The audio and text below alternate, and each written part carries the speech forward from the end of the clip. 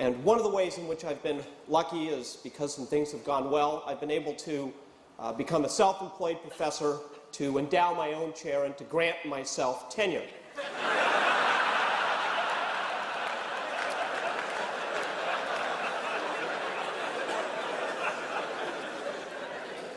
What that means is that I don't really have to do anything I don't really want to do.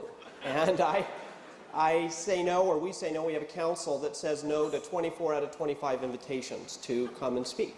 So the 1 in 25 that we accept, there's always a reason, a very compelling reason to be the 1 in 25.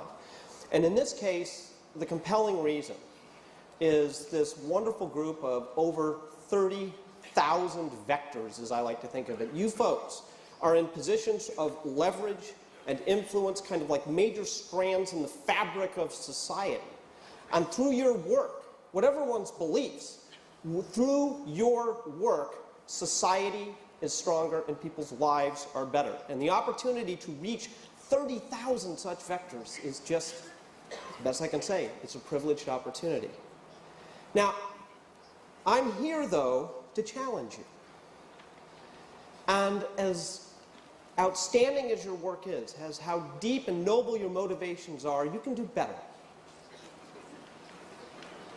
And given the importance of your work, it is not acceptable or appropriate to be only good.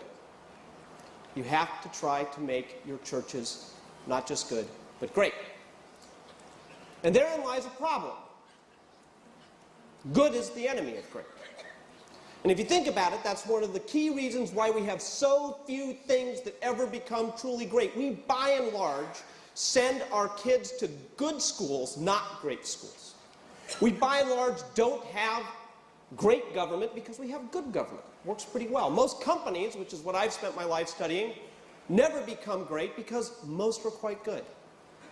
And the truth is, the great society of abundance that is the modern world for many countries, the sad truth is that many people will have to get to the end of their lives and have to accept the horrifying truth that they did not have a great life or help others have great lives because they compromised, and it's so easy to settle for just a good one. Good is the enemy of great.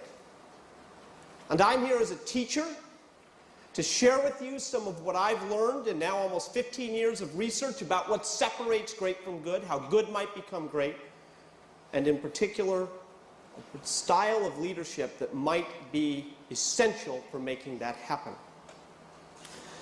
Now, my approach is empirical. I love data. I'm doing some new research right now where the raw, uncalculated data can't be backed up on a single 700 megabyte CD-ROM. And it just makes me really happy.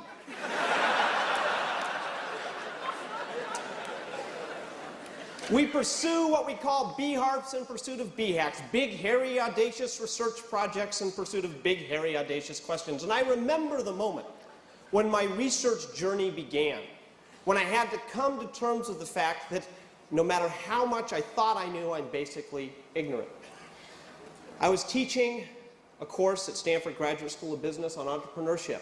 And on my second day of class, one of those wonderful students who sits in the sky deck up in the back shot her hand up. This is the place where people peer down at you and calculate minute by minute how much they're paying in Stanford tuition and assessing you. Not favorably. Jim, I have a problem with what you're doing in this class today. The problem is that your syllabus is about how to start and build great companies or great institutions from the ground up. But you're having us learn from companies like, say, Apple Computer. And Apple's done some neat things, and this is about late 1980s. But how do you know, Jim, that Apple was successful in any way because of what it did? It appears to me they were just lucky. If you had the Apple II in 1977 and the Macintosh in 1984, you could do a lot of things that were just flat out unintelligent, and for a while it wouldn't matter. They were in the right place at the right time. And so if that's the case, let me ask you a question. Why should we learn from you? how do you know that you're not just feeding us managerial cyanide? Now, I was 29 years old, and I had ringing in my ears the comments of a faculty member, a colleague of mine named Robert Bergelman, who said, whenever you get a question like that, try to look wise.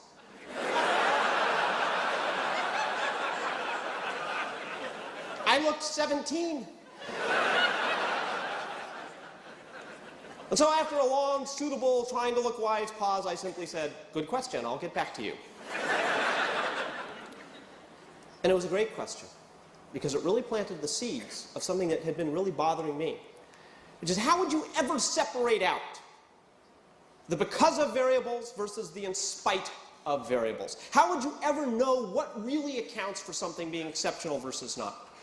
And so I teamed up with a colleague of mine named Jerry Porras, and he had a brilliant idea. He said, what we should do is look at institutions that have been successful for long enough, not years, but decades. And therefore, if they've been prosperous and exceptional for decades, we know that it couldn't have just been luck, or it couldn't have just been cheating, or it couldn't have just been in the right place at the right time. It can't even be just one great leader. If you have 5 or 10 or 15 decades of greatness. And that was the genesis of the book Built to Last, and the real key was the idea of matched pairs, comparisons, taking two companies that were in the same spot, same time, same opportunities, same resources, same moment of birth and history, like genetically paired twins. But one became great and the other didn't, like GE versus Westinghouse. And you track them over time and you ask systematically what was different over the long course of history, and you get insights about what might make a great institution. After Built to Last came out, I was really struggling with what to work on next. My wife, Joanne, we've been married almost 25 years now, gave me some very wise advice. She said, don't set out just to do another book or just to do another project to fill the void in your life of not knowing what to do.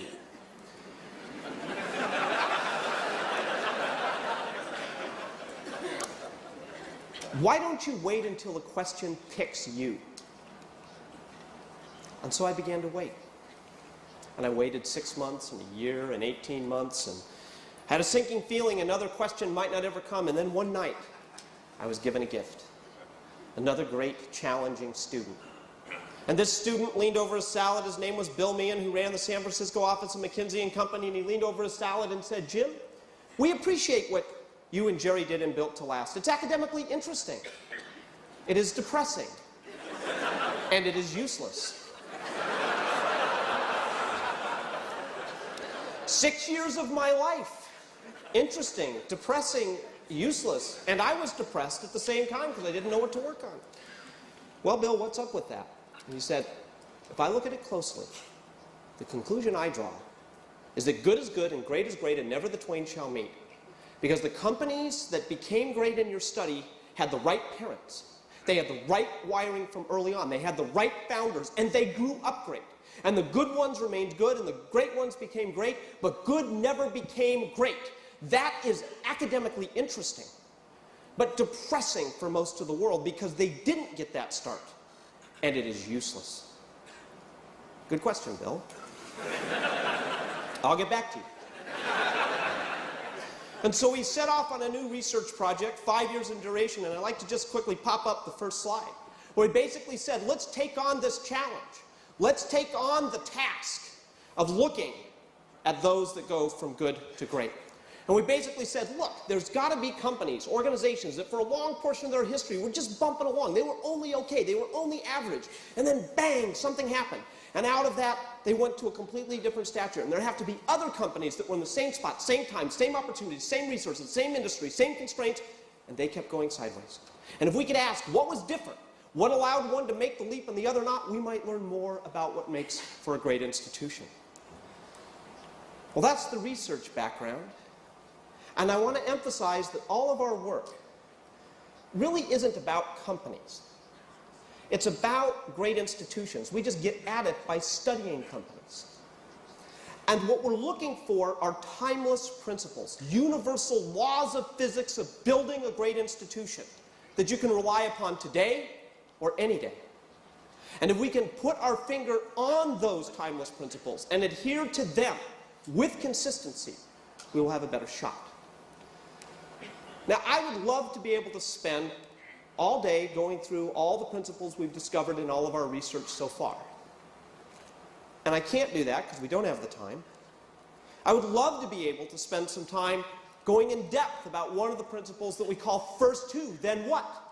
The idea that if you really want to build something great, you don't first figure out where to drive the bus and then get people on the bus to take it there. No, it's the opposite. You need to first get the right people on the bus, get the wrong people off the bus, and the right people in the right seats, and then figure out where to drive it. It turns out that old adage that we've heard over and over again, people are our most important asset in a great institution, is wrong. In a great institution, people are not your or anyone else's most important asset. The right people are. And we all know when we've had the wrong people. If you have the right people on the bus, you do not need to spend time managing them. If you're spending time figuring out how to manage or motivate or incentivize, to bastardize the English language, people, you just have the wrong people. If you have the right people, they are self-motivated, self-disciplined, self-directed. First who, then what? Right people on the bus, wrong people off the bus, right people, right seats. I know that's hard in this world, but to build something great requires being rigorous, not necessarily ruthless, but rigorous. I'll put on this idea a challenging idea in your head. If you are truly ambitious for the cause, might you be letting down the cause if you do not have the leadership discipline to deal with the question of whether you have the right people? Where does your responsibility lie?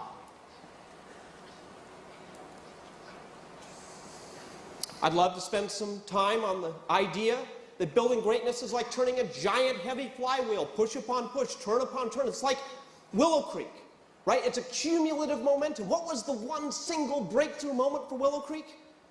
Well, no, it's a whole series. I remember when I first came to the first one, I think there was just this room and a little satellite off-site place. Now we've got all these centers, right? It builds like a giant flywheel. There's no single push. It's push upon push over time, like pushing a flywheel. I'd love to be able to challenge you on the idea that you should only do those things that meet 3 tests. You're passionate about it. You can be the best in the world at it. And it fits with your economic engine. But instead, what I'd really like to do is to focus on the principle that we discovered that has most to do with leadership, that has most to do with the challenges you face, and that fits with the theme of this summit. Now I have to admit, I'm a recovering leadership skeptic. I probably spent most of my life as not even resembling a seeker when it comes to the topic of leadership. At the beginning of the Good to Great research project, in fact, I asserted to the research team, we will not have a leadership answer in this book. Highly conducive to their freedom of thought. And the reason I did that is because my view has been that leadership answers are sloppy. They are a giant plug figure for everything we don't understand. If a company or an organization does well, we say, it must have been great leadership. But then if it ceases to do well, we say, well, the leadership must not have been as great as we thought. We go round in circles. We cover up our ignorance by having the one all-purpose, simple, ready-made answer, it's leadership. And that is intellectually sloppy. And so I said to the team, So the team kind of rolled their eyes and let me have my rant and went about doing their research. And the wonderful thing about people who join our team is they're not loyal to me. They don't care what I think. They are loyal to the data and to the truth. And one day I walked into a research team meeting, and the research team had all joined hands around the table, and I thought, well, that's kind of different. Jim, today is the day that we've decided to tell you that you are wrong. What about this leadership thing that you keep telling us not to look for? We think you're just biased, and it's a place where you're not being scientific. Because we believe that the data very clearly shows leadership to be a crucial variable in whether these companies made that leap from good to great. And I said, oh, really? So let me ask you a question, team. How do you explain the comparison companies? How do you explain the fact that companies that were in the same spot, same time, same opportunities, same resources, same size, same everything, and they also had leaders, and some of them were exceptional leaders? No one can tell me that Jack Eckerd at Eckerd was not a leader, but it was Walgreens that made the leap from good to great. And as we look through case by case, we find leadership in both the good to great companies and the comparisons. It tells us nothing. We must ignore it. To which the team said, we thought you'd say that. So we did our homework. And here's what we've discovered in the data that you're too blind to see, Jim. Our read of the data shows clearly that all the good to great leaders were cut from the same cloth. And it was a cloth that was different than the comparison companies. The answer is not leadership, but the type. Now that got my attention. And what we found, in fact, is a unique breed, a blend, a special set of characteristics that are sort of leadership plus, that really separated those that made the companies great versus only good. And I'd like to put up on the screen the hierarchy as we came to see it. And we basically said, look, leadership is a hierarchy of capabilities. At the first level of that capability is level 1, individual skills, just your basic raw individual capabilities. And then if you're lucky, you go to level 2, you become a good contributing team member. And then level 3, you become a competent manager. And then, much of what our culture attains, you might go to level 4, which is to be a good, effective leader. But that's where most of the comparison leaders stopped. See, because what we found is that the good to great leaders went to a different level. They had levels 1, 2, 3, and 4. But there was something special, and we had to end up calling them simply level 5 leaders. We didn't know what else to call them, but it was this extra plus dimension. So what is a level 5 leader like? How is a level 5 leader different? One of my favorite examples of a level 5 leader is a fellow named Darwin Smith. When Darwin was a young man, he was told by officer training school, "You will never be a leader, Mr. Smith." And part of this is because he had had a charisma bypass.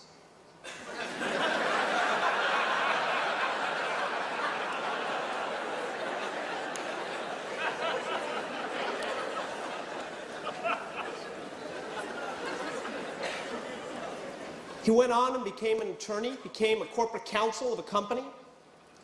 And shortly after being named chief executive officer, there were shades of his experiences as a young man. And a director pulled him aside and said, "Darwin, I want you to know that I voted for you. I will support you as chief executive officer of this company, but I also want you to know that I don't think you have the qualifications to be the chief executive of a major Fortune 500 corporation. And once I conclude that, in fact, you are incompetent for the position, I will initiate proceedings to remove you. You will never be a leader, of course, Mr. Smith." Now, at the end of his tenure, after doing one of the most remarkable transformations in corporate history that I've ever studied, And recently, we compiled a list from all of our research of what we think are the 10 greatest CEOs in America of all time. He clocks in at number 5. At the end of his tenure, after making one of those curves, a huge transformation, he sums up by saying, I was just trying to become qualified for the job. Darwin Smith never wanted it to be about him. When the Wall Street Journal came and wanted to do a story on the company, he said, wonderful. You can do a story on the company. You can do a story on our people, on our culture, and our technology, and all the neat things that we're doing, but you cannot do a story on me. The reporter shows up, sits down, begins asking Darwin questions. Mr. Smith, would you care to explain your management style? Darwin was worried about where this was going, so he wanted to deflect it from himself. And he had a wonderful response to the reporter. 4 minutes of silence, followed by one word, eccentric.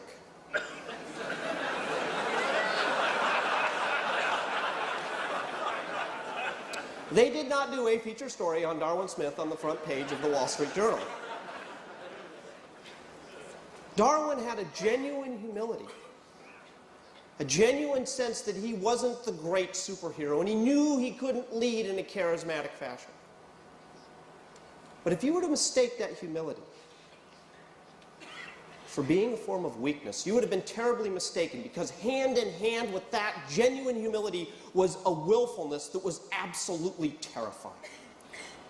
Darwin had been diagnosed with nose and throat cancer shortly after being named chief executive. He was given a year to live. He goes to the board and says, I'm supposed to be dead in a year. You probably should know that. But I'm not dead yet. And he commuted across the country weekly for radiation therapy. Maybe it's the odds. Maybe someone was watching out for him. Maybe it was luck. Who knows? But he beat the cancer. And he lived 25 more years, 20 of them as chief executive.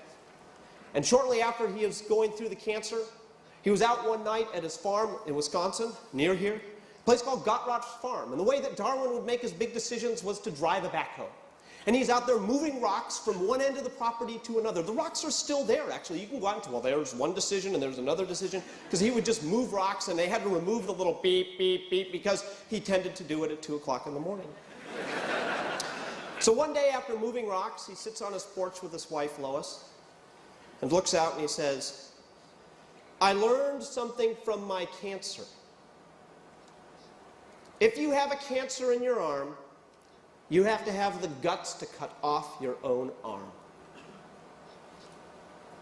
I've made a decision. We're going to sell the mills. Kimberly-Clark had spent most of its history in the forest products business. Paper like the paper you have in your laps right now. And Darwin began asking questions like, are we passionate about this business? Can we be the best in the world at this business? Would it best drive our economic engine? And the answers kept coming back no. But it was about 70% of the company in 100 years of its history. But it was the cancer. And Darwin looked at it, and one day somebody picked up a box of Kleenex. So what we do have this little side business where we've turned a brand into a category like Band-Aid or like Coke. And then they said, maybe we could be the best in the world, passionate about with great economics. The paper-based consumer products. If you have a cancer in your arm, you have to have the guts to cut off your own arm. Sell the mills, all of them. Sell even the mill in Kimberly, Wisconsin. 100 years of corporate history. Throw all of the resources into the consumer business and go head-to-head with Procter & Gamble in a pitched battle.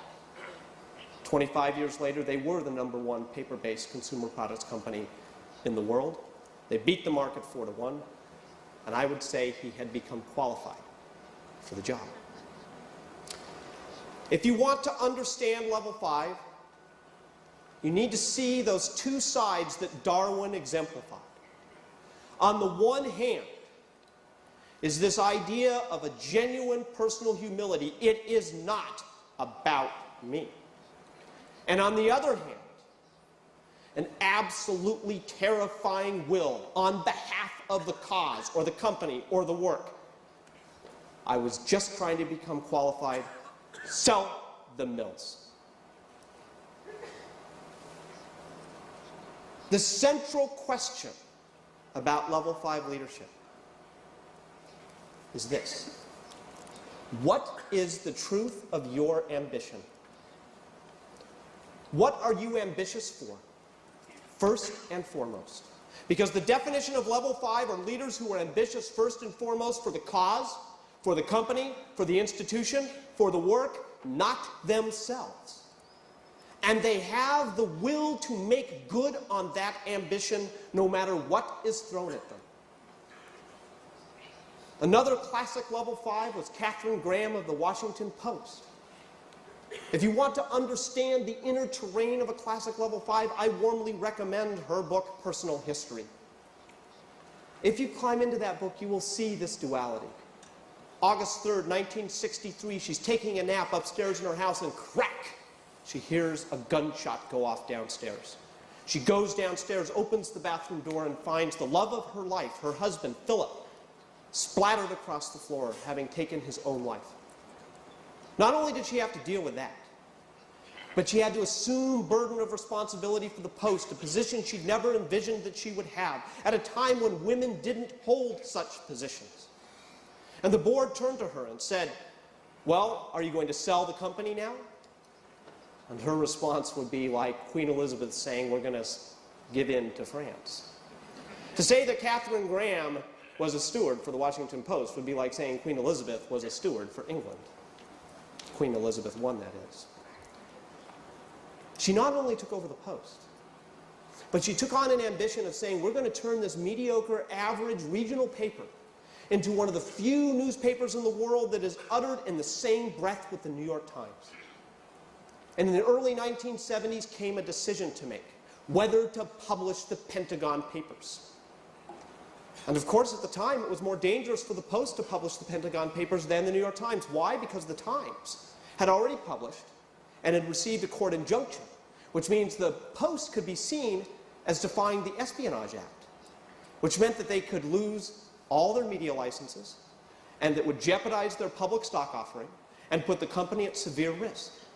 What did Katharine Graham do? Ambition for the cause of journalism. If you have the will, she published. She did not flinch. Her lawyer advised her not to publish. She published. Of course, a few years later, we all know the story of Watergate. We know what happened in the Watergate event. We know that Woodward and Bernstein were right. We know about the Watergate tapes. But at the time they were doing the story, they didn't know any of that. As she says, she would stand there and look at her reporters and say, if this is such a great story, why then when I look over my shoulder, are there no other journalists on our tail? She backed them. And despite severe, terrifying threats from the Nixon administration, they published. Without Katharine Graham, those things would not have happened. Most would have flinched. Most would have listened to their lawyers.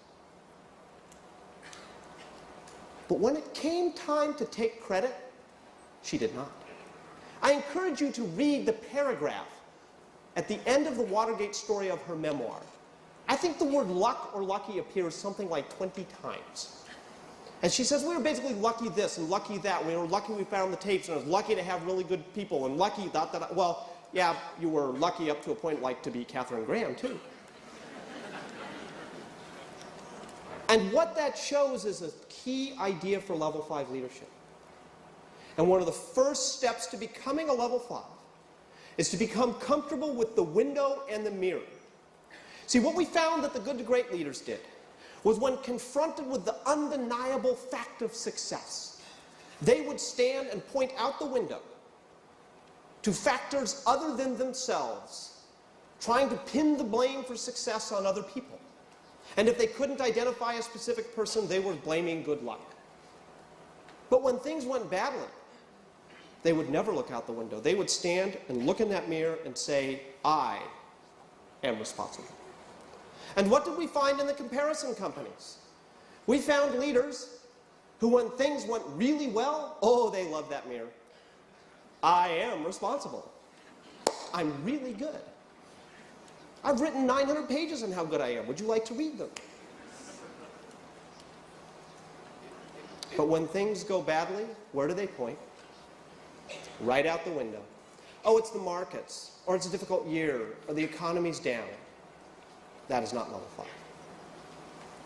What is your relationship to the window and the mirror?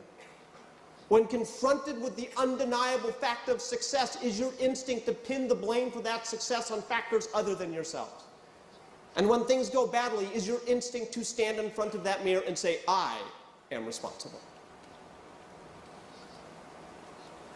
And it's one of the steps in becoming level 5, and I'd like to share with you a few of the others that we've learned so far since publishing the book. After Good to Great came out, we've been asked any number of times, can you become level 5? Is this innate? Is it genetic? Can you develop it? Can you find it? And this is not an academic question for me, because I can assure you that when I wake up in the morning and I go and I look in the mirror, I do not see a level 5 staring back. I hope people can become level 5, else I am doomed.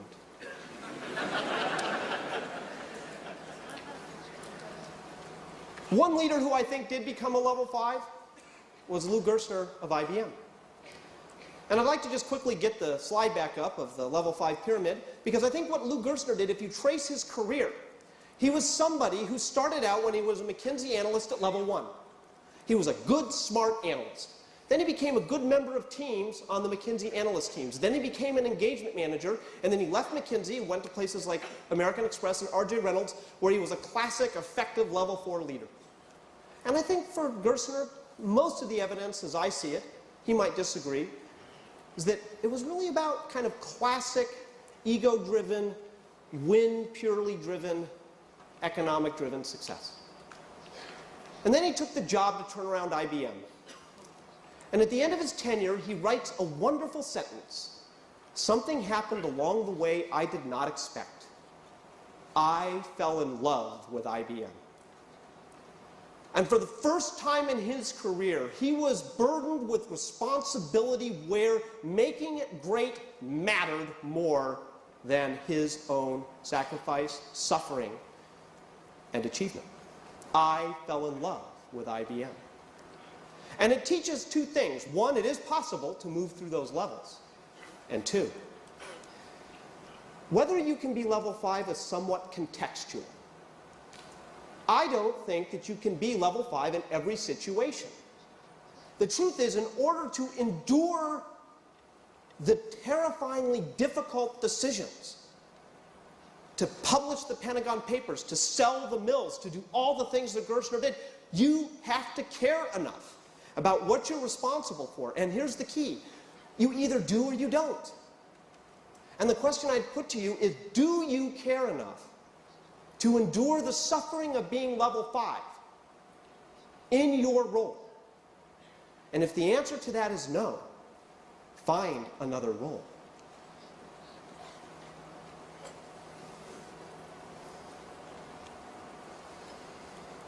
So how does one become level 5? What is the process?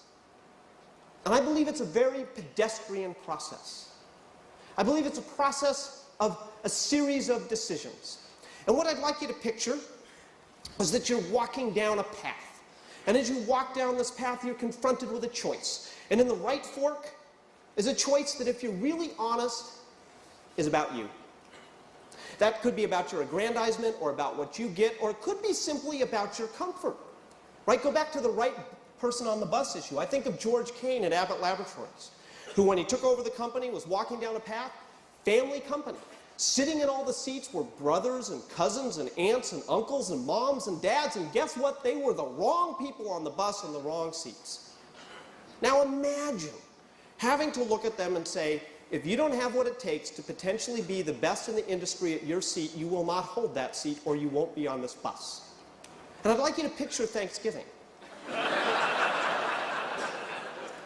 Sorry I had to fire you. Would you like some more turkey?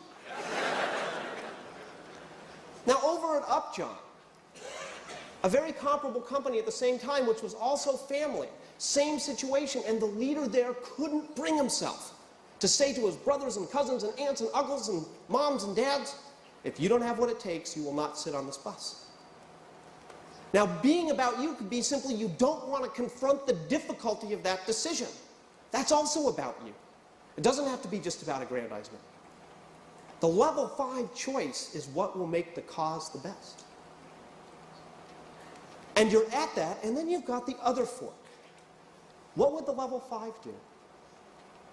And you're at a choice point. And becoming level 5, I don't think is some cosmic thing and you go off and meditate for 5 years and come back as a level 5. I think it's very concrete. You reach that point, and everything is pulling you to the right. And just once, you will yourself to the left. And maybe you only do it 1 out of 10 times at first. But 1 is better than 0. And maybe you eventually get 2 times, and then 3 times, and then 5, and then at some point, maybe you're so practiced at this, you're so good at it, that 8 out of 10 times confronted with that fork, you would do what the level 5 would do. And I don't know if at that moment you're a level 5, but I sure know the people around you think you are. And so let me give you a task, let me give you a tool, a concrete thing to do in the next year. I challenge each of you to begin your own personal win-loss journal of level 5 decisions. I'd like you to actually keep track of when you're at those choice points. Note them. You don't have to share the journal with anyone else. But it's your own journal of, I was at that level 5 choice point. Today I lost. Yesterday I lost. Today I won. And get your win-loss ratio up. First, what is it? And second, make it go up. All I ask is that in the next 5 years, you get to better than 50%.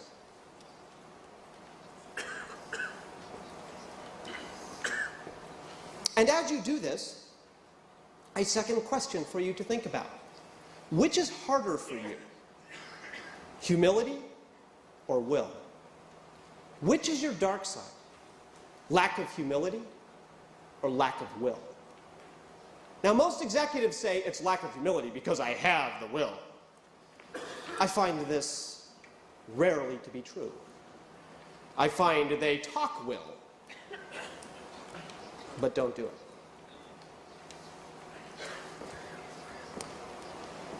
Now, there's a special part of level 5 that I want to hit for this group. And it's the special topic for this group of the need to overcome the curse of charisma. I've come to see that charisma is like any other liability in life, a lisp or limp or chronic skin disease.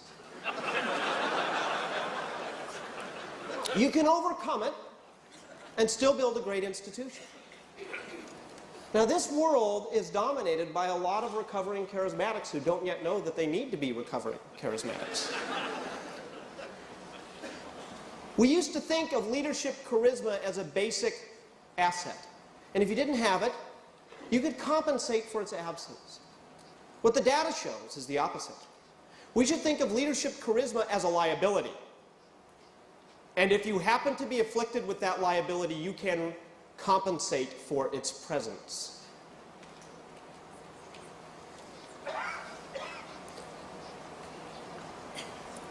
Why might that be? See, if you're a charismatic leader, so much depends on you as the catalytic force. And the problem is that's not sustainable. If you leave your church and it declines in your absence, you have failed.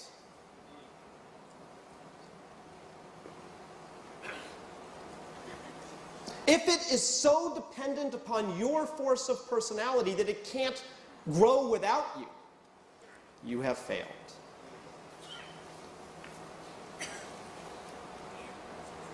Now, there's a couple things I'd like to suggest for maybe how to transcend this curse of charisma.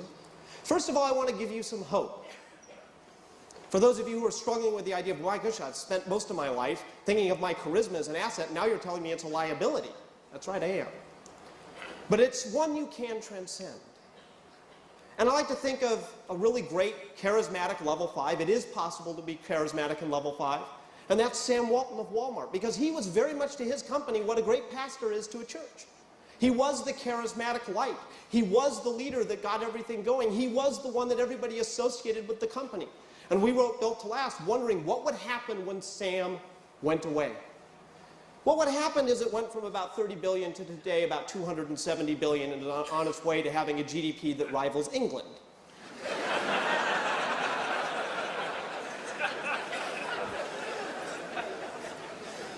I keep thinking of a picture of the United Nations Security Council. United States, United Kingdom, France, Walmart.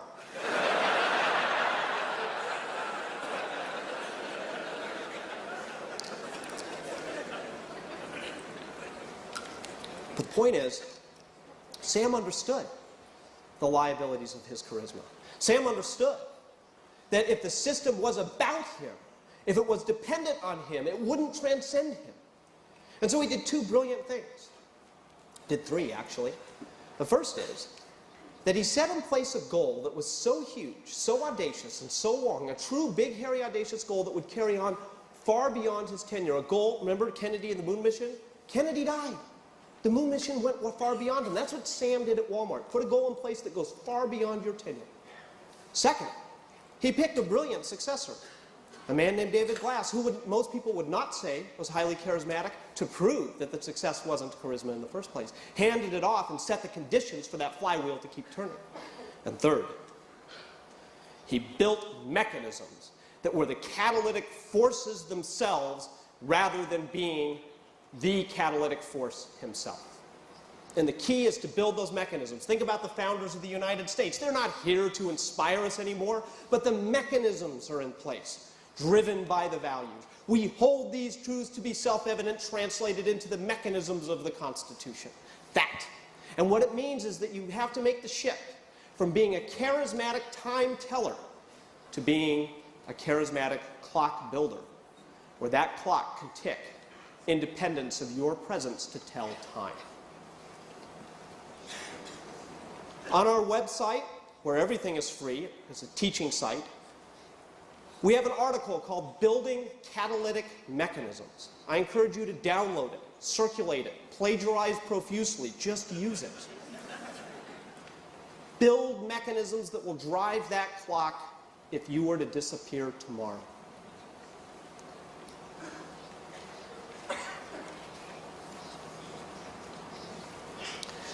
Now, I have good news and bad news in this presentation. The good news is, one of them is, and just reflect on this for a moment. We did a study that began with the ultimate dark side called Wall Street. We did a study that selected companies based on cumulative stock returns relative to the market. We did a study that was purely empirical, where we were not looking for any particular finding other than me looking for not having a leadership finding. And wonder at this. In a purely empirical, stock-driven, results-driven, scientific research study, what do we find?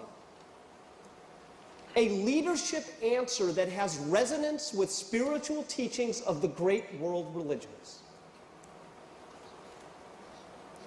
I have to emphasize, we were not looking for this, but the data gave it to us. I think that's cool.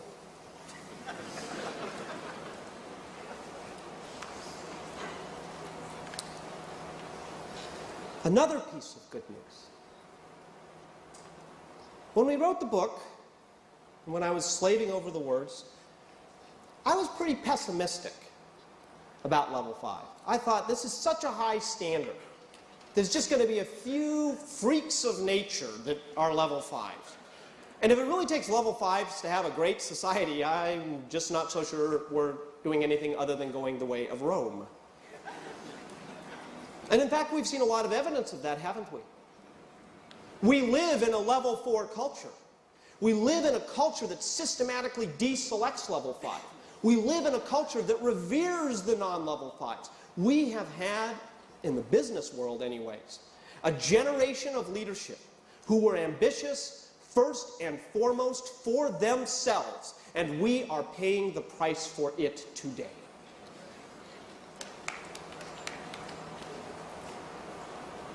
And that's dark. But you know what? Here I am reading a year ago, front page of USA Today, a respective back on September 11 of the year before. And there's this story about a mid-grade civil servant in the air traffic system in New Jersey And there's this wonderful line where after the first plane had hit the first tower, where he says, "We didn't know what was going on, but I knew something. I knew that if I was overreacting, it would be the end of my career. But I had to make a decision, so I shut the airspace down." That's a level 5 decision. That's a level 5 decision by a mid-grade civil servant running the New Jersey air traffic space. And it got me thinking and looking around and realizing that level 5 is everywhere in our society. It just tends not to be at the top.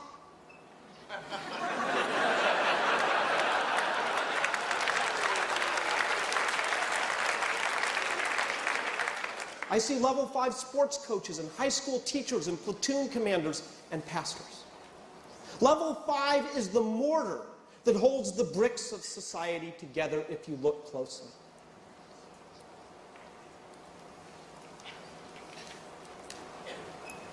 It is a hard journey, but I think a lot of people can do it. I don't know yet if I can, but I hope to. And I hope you can too. But being such it's a hard journey, I have 2 closing thoughts on it. The first is a question. Is it perhaps a brutal fact that you have to sacrifice your family and your relationships and allegiance to other variables in order to be ambitious for the cause with will? What is the price of being level 5? Do you have to give up all the rest? Well, the data, and I do love data, is a 50-50 mix. About half of the good to great CEOs, in fact, I would say, trashed most of the rest of the stuff in their life. But that's good news, because the other half didn't. And they also did it. And what we learned is that being level 5 in your work and being able to be level 5 in other parts of your life is not a function of circumstance. That is a function of choice. And if you don't have it, it is your choice, not your circumstance. I look to Coleman Mockler, the chief executive of Gillette, when it went from good to great, who battled 3 massive takeover attempts on the company. I mean, you talk about short-term pressures, staring down these corporate raiders. In the middle of the takeover battles, he didn't come in on weekends. He didn't miss time with his family. Yes, we probably should have a board meeting, but I have something to do with my daughter tonight, thank you. Mr. Perlman, who was making a tender bid, could wait. My daughter's more important. And he gave freely to his university, which he loved dearly. And at the same time, he founded a group of business leaders in Boston who would get together every, I think it was Monday morning, to discuss the application of their Christian faith to their work life. He did all this while battling takeovers and being one of the only 11 CEOs in corporate history that I found that took companies from good to great. And when he died, somebody who was at his funeral said to me, the thing that stood out was how much Coleman was surrounded by love. It is a choice.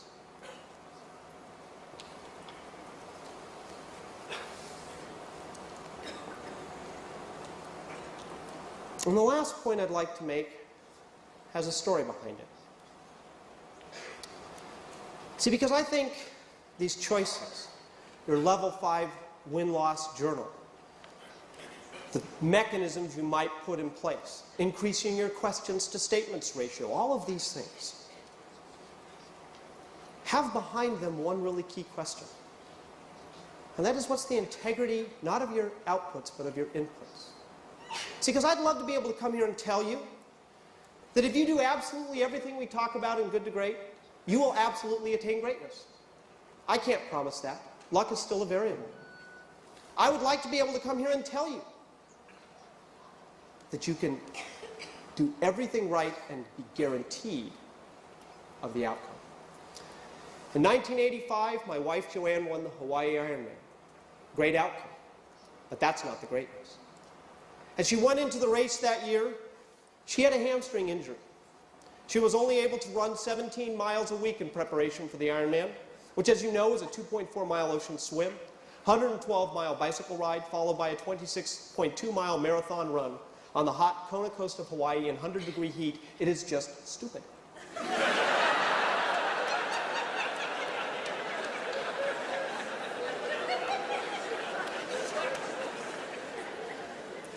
She comes into the race. She has a good swim. She has a great bike. She comes off, and 10 miles into the run, she's the lead. With 16 miles into the run, she has a 10-minute lead. Only 10 miles to go. And then those 17 miles caught up, and she began to fall apart. 9 miles to go, a 9-minute lead. 8 miles to go, an 8-minute lead. And 7, 6, 5, 4, at 3 miles to go, I'm watching on the ABC camera truck at the finish line, and I see her stop dead in the lava fields. She pauses, takes a huge breath. She looks up, takes another breath, looks down at her legs, curls her fists, pounds, and she starts to run. 3 miles, 3-minute lead. 2 miles, 2-minute lead. A mile to go, I see the lead car, I see the ABC truck, and I see Joanne. Not far behind, I see second place coming. When she goes by me with a half a mile to go, she did not even recognize me. She made the turn down by the pier and crossed with something like 26 seconds to spare in a 10-hour race. A few days later, I asked her what happened mile 3. And she said, I realized the race was slipping away. It was no longer up to me whether I would win. I knew that. And so I had to give up the need and the attachment to win. And it became a race for self-respect. And all I wanted was for the rest of my life to know that I could not have run a step faster, whether I came in first or third or seventh or ninth or 12th. And this was the key phrase. Only I would really know.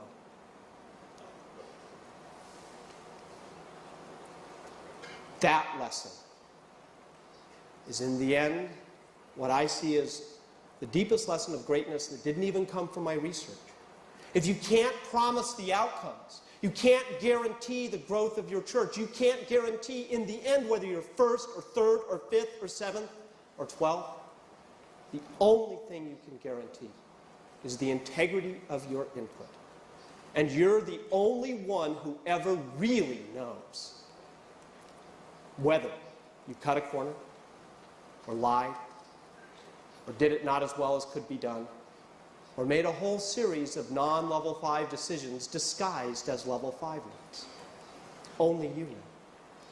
And if in that quiet sense of you knowing, you really like what you see, then whatever the outcomes and the sizes of your churches, you have attained a level of greatness that I think is even higher.